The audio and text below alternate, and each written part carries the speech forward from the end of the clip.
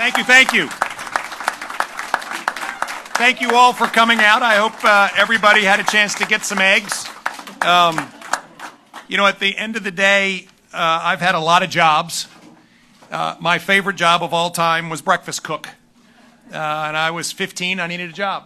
And I started out washing dishes and taking out the trash. And I'll never forget the day that the gentleman that ran the coffee shop that I worked in came to me and said, one of our short order cooks has had to leave. Do you know how to cook? And I looked him square in the eye and I said, yes, sir, I do. And then that night I went home, I grabbed my mom and I said, hey, Mom, you got to teach me how to cook fast. And it was just the best thing. And I still love flipping eggs, flipping pancakes, and watching people smile at breakfast. And so thank you for all that you do in order to bring smiles to people's face. And this is an extraordinary place, but it's not the place that matters, it's the people that matter. And so thank you, thank you, thank you. Kayla. So this is Kayla. And Nyla, will you stand up for me? So this is Nyla, and I just want to talk a little bit about what happens when people come in here and are part of a community. Nyla's in here, and a woman ends up in distress. And Nyla, who's a student at VCU, gets up and saves her life. And this is what a community is, but most importantly, Nyla, I just want to thank you for being willing to jump to problems when a lot of people run away from them and truly, truly changing someone's life. So thank you, Nyla. Yeah, thank you. Amazing. What an amazing story. Folks, I mean, people do things like this, and we all act like, oh, they're supposed to. That is a hero. That is a hero at work, and I'm just so impressed by you, and thank you, thank you, thank you. Listen, we're here to talk about a really important topic, and that topic is our budget. And the budget of Virginia is not just a stack of numbers. There's things that go on in this budget that impact all of us. And I believe that the budget is the most important piece of legislation every year we deal with. And therefore, it's important that we know what's in it. And it's important that we express a view about what's in it. And this budget that has been presented to me takes Virginia backwards. And it takes Virginia backwards on many, many, many fronts. But I just wanted to make sure that we all know what's in this budget that was presented to me, because I can't let it happen, because we have made so much progress over the course of the last 2 years together.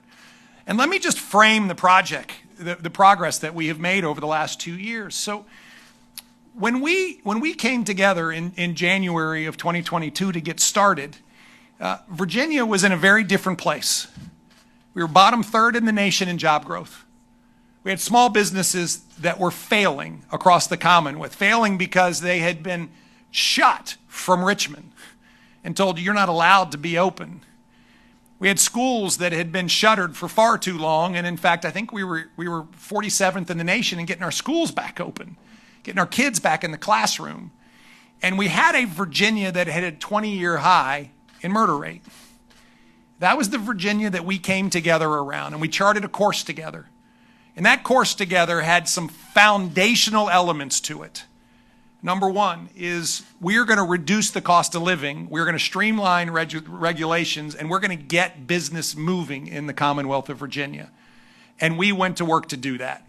$5 billion of tax relief, record amounts, literally, never been seen before. We made sure that we're streamlining regulations. And today, if you need a permit, an air permit or a water permit in the Commonwealth of Virginia, it takes you half as long as it did when we came in. We went to work to make sure that our communities were more safe, record investments in law enforcement.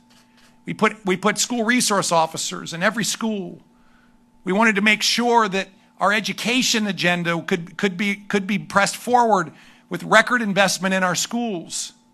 We really did catch teachers up in the Commonwealth of Virginia and what they're being paid. I mean, over a three-year period, the 17% raises for our teachers. So important. And I say this because I hope it resonates that there is not an either or moment. It's an and moment. You do not have to raise taxes. In fact, you can reduce them and have record investments, because guess what happens when you turn on the Virginia economy? It absolutely roars. And as a result of that work over the last 2 years, we have 200,000 people working today that were not working just 2 years ago. 200,000. Now, let me be clear. There has not been an administration that has had that kind of job growth in 4 years. And we did it in 2. Not me, us. It was all done on a bipartisan basis.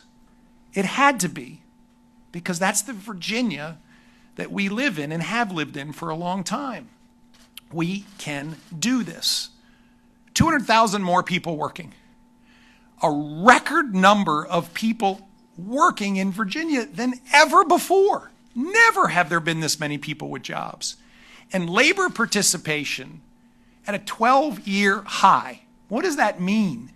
That means all of those folks that disappeared from the labor force during the pandemic came back, and even more. That's exactly what we need to be doing, which is creating opportunity in the Commonwealth of Virginia. Creating that Commonwealth with no rivals, where young people can say, I want to live here when I graduate from VCU and build my life because there's great jobs, where people move here from other states. That is the Commonwealth that we are building together. And so in 60 short days, our General Assembly is trying to undo that. They're trying to take us backwards. And at the top of the list is a budget, this important 2-year budget, that instead of including the tax relief and decrease and restructuring that I included, which was going to provide $1 billion of tax relief to Virginians, they wiped all that out and put in $2.6 billion of tax increases on Virginians. And we heard from Lee and Glenn, they did this without telling anybody. They kind of wanted to pretend like they weren't doing it.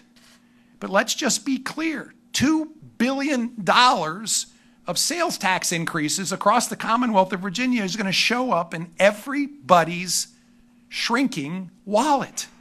They want to put their hand in your pocket and take your money that you deserve to keep and go do pet projects with it. And then, of course, this issue with our electricity bills is absolutely untruth day in and day out when they talk about this RGGI program. They said it was a program that people could choose whether they wanted to have clean energy or not. There's no choice. Dominion and APCO just charge you for their costs. That's all they do. They pass it through. You have no choice. You have nothing to say about it. You're just going to see, under their budget, between $600 and $800 million of increased electricity bills mandatorily jammed into your electricity bill, and you have nothing to say about it. Now, worse yet, when you're increasing sales taxes by $2 billion and increasing electricity bills by $600 to $800 million, 2.6 billion altogether, it impacts all Virginians, but it is the most regressive way to even do this. And it impacts the hardest working Virginians who can least afford to pay taxes the most. We are not going to go backwards. We're going to go forwards. And so what that means is, step one is, we are not going to allow tax increases after having had $5 billion of tax relief and watching Virginians truly start to soar. Second big piece of moving backwards has been their whole vision about what's going on with economic development and funding safe communities and prioritizing those elements that we know work. Listen, they took out our funding to recruit more law enforcement. Now, I don't know about everybody else, but one of the key things that we have learned in the last 2 years is when you put more badges on the street, crime goes down. And the most telling example of this has been the work that we've been doing in partnership in Petersburg. And we struck a partnership in Petersburg and basically had a surge in law enforcement presence in Petersburg. And guess what? Violent crime goes down. And the chief of police, Chief Christian in Petersburg, will say that when we started all of this, he had 25% vacancies in his police department. And after the most recent graduations, they are down to 1 vacancy now, I believe. They may have none now. Because guess what? It works. It works. They took out the funding for school resource officers. Now, folks, safety in our schools is one of our top priorities as parents, as grandparents, as aunts and uncles. And I want to make sure that there's a school resource officer in every school in the Commonwealth of Virginia. And what do? They take the funding out. They include language in the budget, and this is one of the special things they get to do in budgets, that in fact is going to release early 8,000 violent criminals. So what priorities are we saying? We don't want to recruit law enforcement. We want to take SROs out of our schools, and we want to let 8,000 violent criminals out of our Department of Corrections. And then finally, the key to a vibrant Virginia is economic growth and job creation. What's been happening around the Commonwealth, as I said, has been record job creation. As I said, we were bottom third in the nation in job growth coming out of the pandemic, and then all of a sudden we catapulted near the top. And they want to turn it off. How do they want to turn it off? One of the big things that we had prioritized was investing in shovel-ready sites so that when businesses want to come here, like Lego, which is coming to Chesterfield County to build their only manufacturing in the United States, has a shovel-ready site. So here we are investing needed resources in order to compete with Tennessee and North Carolina and Georgia and South Carolina and Florida and Texas and win. And what do? They cut all the funding. And on top of that, the single biggest economic development opportunity in the history of the Commonwealth to bring 2 professional sports teams into Virginia, it creates 30,000 jobs. $12 billion of economic contribution, no money from the Commonwealth of Virginia up front, none, no new taxes, and the most innovative structure that anybody in this world has seen, which is we're in a public-private partnership where we win when they win. It generates so much free cash flow that we can fund literally highway projects, including much-needed investment in I-81. We can support teacher raises, particularly in those parts of the Commonwealth that have struggled to keep up with teacher raises. And guess what? We can even fund toll relief for Hampton Roads, which is one of the pet projects that somebody wanted. We can fund it all because this project generates so much cash flow for the Commonwealth of Virginia. They didn't even look at it in the Senate. The House did all the work. They hired outside advisors. They brought in experts that had seen these kinds of projects before. They got not only a clean bill of health, but they actually were told this may be the best thing we've ever seen. And the House moved the bill along. The Senate refused to even do the work. Now, that's not fair to Virginia. That's not why we elect people to not even do the work.